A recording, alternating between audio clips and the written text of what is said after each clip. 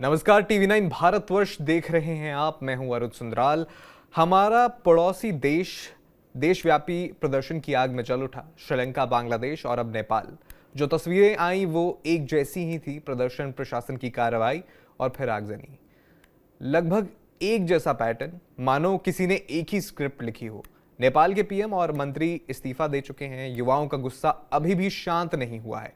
ऐसे में सवाल कई हैं। भारत के पड़ोस में हो क्या रहा है? आखिर अब नेपाल क्यों जल उठा? इस तरह के विरोध प्रदर्शनों के बाद सवाल यह भी है कि क्या पूरा साउथ एशिया किसी बड़े बदलाव के दौर से गुजर रहा है? इन्हीं मुद्दों पर बात करने के लिए हमारे साथ फॉर्मर डिप्लोमेट सुरेश गोयल जी मौजूद हैं। बहुत बहुत स्वागत सुरेश जी आपका टीवी 9 पर। जी नमस्कार। सुरेश जी, सबसे पहला सवाल मेरा यही रहेगा कि नेपाल में जो मौजूदा राजनीतिक संकट हम देख रहे हैं उसकी जड़ें आप कहां से देखते हैं? क्या ये आर्थिक समस्याओं की उपज है या फिर जो इंस्टीट्यूशनल इंस्टेबिलिटी है वो इसकी बड़ी वजह है? देखिए, जब कल ये आंदोलन शुरू हुआ, हो सकता है इसके लिए जो सुगबुगाहट पहले से शुरू हो गई हो, क्योंकि ये बात तो सही है कि जहां तक मैं समझ पा रहा हूं कि जो यंग लोग हैं नेपाल के, उनको जो अभी सरकार है, ओली की सरकार, जी। उनके कुछ डिसीजन के खिलाफ काफी लोग जा रहे थे। खास तौर पर जो सोशल मीडिया के ऊपर डिसीजन लिए गए, उनको लग रहा था कि ये उनकी स्वतंत्रता के ऊपर, उनकी फ्रीडम के ऊपर एक चोट है। ये बात अलग है कि जहां कि मैं, जो मेरी समझ में बात थी कि अगर मैं कहूं, अगर मैं कहता हूं कि भाई हमारी कंट्री में जो भी ऑपरेट कर रहे हैं सोशल साइट्स या कुछ भी हो, उनको हमारे यहाँ के कायदे कानून का तो पालन करना पड़ेगा। ये तो अगर रजिस्टर करना है तो रजिस्टर करें, वो क्या जी। दिक्कत है उसमें। बहरहाल जो भी है, लेकिन उसके बाद में जो आज हुआ, वो खास ऐसे ही किसी आंदोलन का हिस्सा नहीं था कि वो बात करे कि हाँ इनके ऊपर से ये बैन हटे या ये हो। आज का जो आंदोलन था, उस जिसके बारे में कल एक्चुअली शुरुआत हो गई थी, वो साफ साफ बांग्लादेश, श्रीलंका की तरफ भी इशारा करता है कि सरकार की तख्ता पलट की तरफ कोशिश थी। क्योंकि एक बार अगर सरकार अनाउंस करती है कि ठीक है, हम सोशल मीडिया के ऊपर से जो है ये रिस्ट्रिक्शन हटा लेते हैं, बैन हटा लेते हैं, तो उसके बाद पार्लियामेंट के ऊपर आग लगाने का, राष्ट्रपति भवन पर हमला करने का, पूर्व प्रधानमंत्री की बाइक के ऊपर हमला करने की क्या औचित्य है, मुझे समझ में नहीं आता। जी। और और ये कहना कि नहीं, हम तो चाहते हैं कि आप सरकार छोड़िए, आप और कोई सरकार बने। साफ साफ इशारा ये है कि ये जो आंदोलन अब, पहले हो सकता है हो या नहीं हो, लेकिन अब ये आंदोलन साफ साफ सरकार की तख्ता पलट का आंदोलन है ये। और ये एक बहुत गंभीर विषय है। मैं ये भी बता दूं, देखिए कि कल तक मैंने साफ साफ मना कर दिया था कि इसके बारे में मैं कहीं कोई कमेंट नहीं करूंगा, क्योंकि ये नेपाल का अंदरूनी मामला है। जी। लेकिन जहां बात तख्ता पलट की आती है, वो अंदरूनी मामला नहीं रहता है। इससे हमारी सिक्योरिटी के ऊपर, हमारी जो विदेश नीति है, उसके ऊपर असर पड़ता है ये। तो इसके बारे में हमको गंभीरता से और बड़ा सीरियसली लेकर के इसको सोचना पड़ेगा। जी बिल्कुल सुरेश जी, आप देखिए ना ये पैटर्न, अगर तीनों मैं देशों का उदाहरण लूँ, पहले श्रीलंका, फिर बांग्लादेश और अब नेपाल। गुस्सा वहाँ पे भी था। और बांग्लादेश में तो जिस तरह से जो है शेख हसीना को ही वहाँ से भागने को मजबूर होना पड़ा। जी। तो ये हो क्या रहा है भारत के पड़ोस में? ये हो क्या रहा है, मतलब इतनी इंस्टेबिलिटी? आ, मैं ये बात की तरफ मैं सोचना भी नहीं चाहता हूं, क्योंकि जो अगर मैं सोच रहा हूं कि अगर वाकई में सही है, तो ये स्थिति हमारे लिए बिल्कुल सही नहीं है। जी। आपने जिक्र किया कि शेख हसीना को भागना पड़ा। मैंने सुना है कि आज केपी ओली को भी भाग करके दुबई जाने, दुबई में शरण लेनी पड़ी, कहीं फिलहाल जाना उन्हें पड़ा सुरक्षित उनको। स्थान पर ले जाया गया है। अब वो जी, जो नेपाल में है या? हाँ, जी। कहाँ है कुछ पता नहीं है। लेकिन बात है कि उनको भी भागने के लिए जहां पर थे, मजबूर होना पड़ा आग की बजाय अपने ऊपर हमले हों।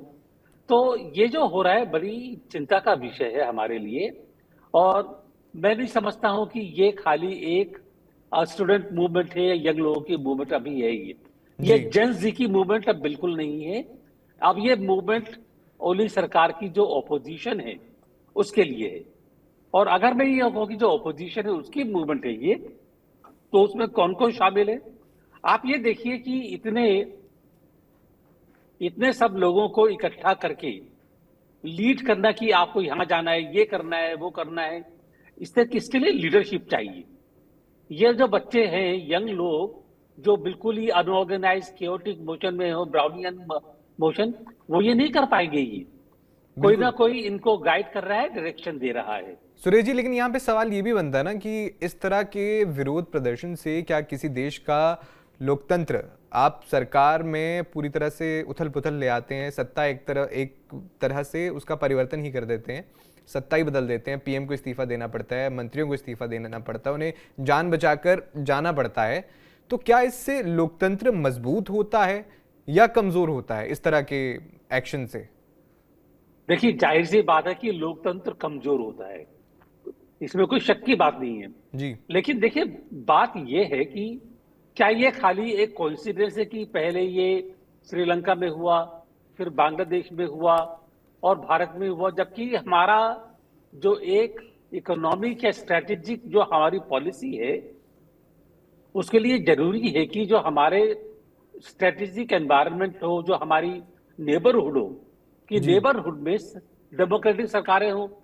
और एक एक करके आप कोशिश कर रहे हैं कि जो डेमोक्रेटिकली इलेक्टेड सरकारें हैं उनको हटा करके दूसरी सरकार बनाई जाए। तो कौन कर सकता है ये काम? किसका एजेंडा है कि वो चाहे कि इस इलाके के ऊपर उनका कंट्रोल दोबारा वापस आए? तो ये एक बड़ी सोची समझी साजिश कहें, पॉलिसी कहें, जो भी कहें। और ये जो हो रहा है, इसका साफ साफ असर हमारी अपनी सिक्योरिटी पर होगा। ये जी, क्योंकि एक खाली लंबा सिक्योरिटी बॉर्डर में हम शेयर जी, करते हैं नेपाल के साथ। बॉर्डर शेयर करते हैं, लेकिन सिक्योरिटी खाली बॉर्डर की बात नहीं है। सिक्योरिटी, अगर लॉन्ग टर्म सिक्योरिटी देखें, डेमोग्राफिक्स की बात है कि जी लोग बाग कहाँ जा रहे हैं, कहाँ कर रहे हैं। इकोनॉमिक्स की बात है। उनकी, अगर उनकी इकोनॉमी कमजोर होती है, उनकी इकोनॉमी कमजोर होने के बाद में हमारी इकोनॉमी के ऊपर असर पड़ेगा। जी नेपाल में जो तराई में कितने लोग हैं भारतीय मूल के, तो आप बि- सोचिए उसके बारे में। बिल्कुल, मेरा ये अगला सवाल आपसे ये रहने वाला था जी कि इस तरह के अनस्टेबिलिटी या विरोध प्रदर्शन कह लीजिए, इससे भारत नेपाल रिश्ते पर क्या असर पड़ सकता है? फिलहाल तो चीज़ें क्लियर नहीं है कि वहाँ पर देखिए पीएम ने तो इस्तीफा दे दिया, अब कौन जो है वो जी पावर वैक्यूम को भरेगा। तो भारत और नेपाल रिश्ते पर किस तरह का असर आप देख रहे हैं इस घटना के बाद?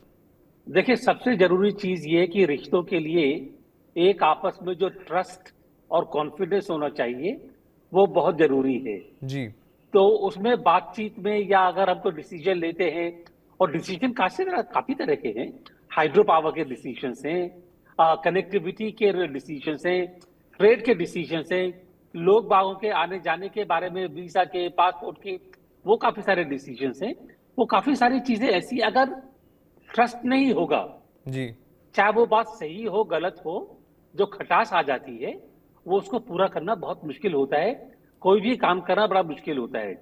फिर जो है, नेपाली सरकार हर एक चीज को अलग नजरिए से देखेगी। ये तो मैं ये कहता हूं कि अगर सरकार ऐसी आती है, कुछ ऐसा होता है जिससे कि हम दोनों के बीच में खटास आती है या ट्रस्ट कॉन्फिडेंस नहीं रहता है, तो एज ए नेबरिंग कंट्री कुछ भी करने में बड़ी मुश्किल होगी हम लोगों को। बिल्कुल तो इसलिए मैं कहता हूं कि सबसे बड़ी चीज जो है कि जो रिलेशनशिप में ट्रस्ट कॉन्फिडेंस, वो खत्म हो जाएगा। और उसके बाद में एक जो नेबरहुड, खास तौर पर जहां पर कि उत्तर में चीन है, दक्षिण में भारत है, दोनों आपस के इन्फ्लुएंस के लिए compete कर रहे हैं, तो ये बहुत मुश्किल सिचुएशन है ये। तो जी मैं समझता हूं कि ये हमारे लिए जरूरी है कि नेपाल में जो सरकार हो, वो सरकार ऐसी हो जो भारत को समझे, और भारत के प्रति उसका रुख समझदारी का हो, कॉन्फिडेंस का हो, कि हम जो भी हो करेंगे आपस में मिलकर के एक दूसरे के हित में होगा। ये बहुत जरूरी है। जी बिल्कुल, मैं ये जो 3 देश हैं जहाँ जहाँ इस तरह के विरोध प्रदर्शन हुए, इन पर वापस आना चाहूँगा कि पैटर्न क्या देख रहे हैं आप? क्या आपने भी ज़िक्र किया कि शुरुआत में आप इसे जेंजी मूवमेंट नाम दे दीजिए, जेंजी प्रोटेस्ट नाम दे दीजिए, लेकिन अंत में क्या हम विजुअल देख रहे हैं कि संसद जला दी जाती है। बांग्लादेश में भी हमने देखा कि 2 महीने तक, 1 महीने तक लगातार हिंसक घटनाएं हुई। श्रीलंका में देख लीजिए किस तरह से हुई। क्या पैटर्न चल रहा है ये? आ, देखिए, मेरे दिमाग में कुछ अटकलें हैं, कुछ स्पेकुलेशंस हैं, लेकिन वो मैं मीडिया के ऊपर अभी नहीं बोलना चाहूंगा कि क्या चल रहा है क्या नहीं चल रहा है। जी। हमारी एजेंसीज हैं, हमारी मिनिस्ट्री है, हमारा विदेश मंत्रालय है, वो समझेंगे, वो देखेंगे इसके बारे में। मैं इसके बारे में अभी कुछ नहीं बोलना चाहूंगा अभी। बिल्कुल। जी। साउथ एशिया के लोकतंत्र या खासतौर पर भारत के पड़ोस में इस तरह की घटनाएं होती हैं अगर, तो भारत के लिए एक कूटनीतिक स्तर पर किस तरह के चैलेंजेस हैं जिसे भारत को फेस करना होगा? आपने अभी रिश्तों में सुधार की बात की, या जी। जो भी वहाँ पे पावर वैक्यूम को भरता है उसके साथ बातचीत हम्म। की बात कही। इसके अलावा क्या स्टेप्स जो हैं, क्योंकि आपने शुरुआत में ही कहा था कि पहले तो ये नेपाल का आंतरिक मुद्दा था, लेकिन बाद में जिस तरह से हमने देखा कि सत्ता परिवर्तन ही हो गया तो ये अंतर्राष्ट्रीय बन गया। तो किस तरह से आप भारत के चैलेंजेस को देखते हैं? देखिए, पहली बात तो जैसा कि मैंने कहा कि नेपाल में भारतीय मूल के मैं नंबर नहीं बता पाऊंगा, लेकिन ये कहते हैं कि नेपाल और भारत के बीच में रोटी और बेटी का रिश्ता है। आपस में शादियां भी होती है, आपस में दावतें भी होती है, खाना होता है। तो एक तरह से डिस्टिंग्विश करना कि भारत की सीमा कहाँ खत्म हो रही है और नेपाल की सीमा कहाँ शुरू हो रही है, ये बहुत मुश्किल हो जाता है ये, जी। क्योंकि लोगों का रिश्ता है आपस में ये। जी। तो ऐसे लोगों का जब रिश्ता होता है और जब अगर आ, तख्ता पलट होता है या कुछ ऐसा होता है जो कि इस रिश्तों के बीच में आड़े आ जाता है, और ये बात अब मेरे को काफी सोच समझ के बोलनी होगी, अगर ऐसी कोई भी घटना होती है जो लोगों के बीच में आड़े आती है, तो उसके बाद में फिर काफी चीजें ऐसी होती है कि जिनके बारे में बोलना बहुत मुश्किल हो जाता है। जी। क्रॉस करते हैं बॉर्डर, झगड़े होते हैं आपस में, वायलेंस का रुख भी इख्तियार कर लेते हैं ये, और ये इंटरनेशनल मामले बन जाते हैं। सिक्योरिटी फोर्सेस को इंटरवीन करना पड़ता है कि ये सब क्या हो रहा है। इसके अलावा फिर तस्करी शुरू हो जाती है, आर्म्स में एक्सट्रीमिज्म, बहुत सारी चीजें ऐसी होती हैं कि उनको फिर हैंडल करना बहुत मुश्किल हो जाता है अगर दोनों देशों के बीच में इस तरह के, और खासकर लोगों के बीच में अगर इस तरह की खटास आ जाए, तो ये बड़ी एक्सट्रीम सिचुएशन होगी अगर ऐसा होता है, और इसको अवॉइड करना ही अच्छा होगा। बिल्कुल। और शुरुआत में हमने इसके कारण पर बात की थी, लेकिन फिर से मैं अगर उस पर आऊँ तो पहले आया कि ये ट्रिगर कहाँ से हुआ ये पूरा मूवमेंट, की सरकार ने जो है सोशल मीडिया साइट्स पर बैन लगाया। उसके बाद से प्रशासन की ओर से जो कार्रवाई की गई और प्रदर्शनकारी मारे गए। लेकिन क्या ये कॉज इसका सिर्फ इन घटनाओं से इतर कोई डीप रूटेड कॉज भी है इस पूरे व्यापक प्रदर्शन का? जी, मैं ये कहना चाहूंगा कि जो एक्शन कर लिया गया वो गलत था। फायरिंग नहीं करनी चाहिए थी। इस तरह से जो प्रदर्शनकारी मरे उसका उल्टा असर होता है, सब कुछ है, मैं मानता हूं ये काम गलत हुआ। लेकिन ये कहना कि जो आज हुआ उसकी वजह वो थी, वो भी मेरे मन में ठीक से नहीं बैठता है, क्योंकि मैं नहीं समझता हूं कि इस तरह का आंदोलन इतना हिंसक स्वरूप अचानक इख्तियार कर लेगा जब तक कि उसको प्रवोक नहीं किया जाए। जी। और ये प्रोवोकेशन कहाँ से आ रहा है, मैं पहले बोल चुका हूं कि इसके बारे में देखना होगा, सोचना होगा, क्योंकि काफी गंभीर विषय है, और बिल्कुल। इसके बारे में ओपन डिबेट करना तो बिल्कुल सही नहीं होगा। जी। जी। ये नेपाल की जो ज्योग्राफी है नेपाल की, वो दो बड़े देशों के बीच में आती है, भारत और चीन।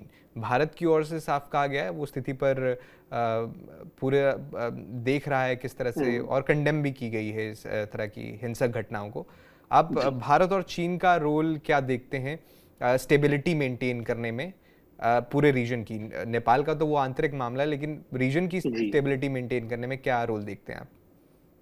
जहां तक मैं समझता हूं, जो सरकार का तख्ता पलट होने की जो हालात बन रहे हैं, इसकी तरफ चीन का भी मेरे ख्याल है कुछ रवैया, मैं समझता हूं कि एनकरेजिंग नहीं होना चाहिए, क्योंकि केपी ओली जो है खुद एक चाइना सपोर्टर रहे हैं।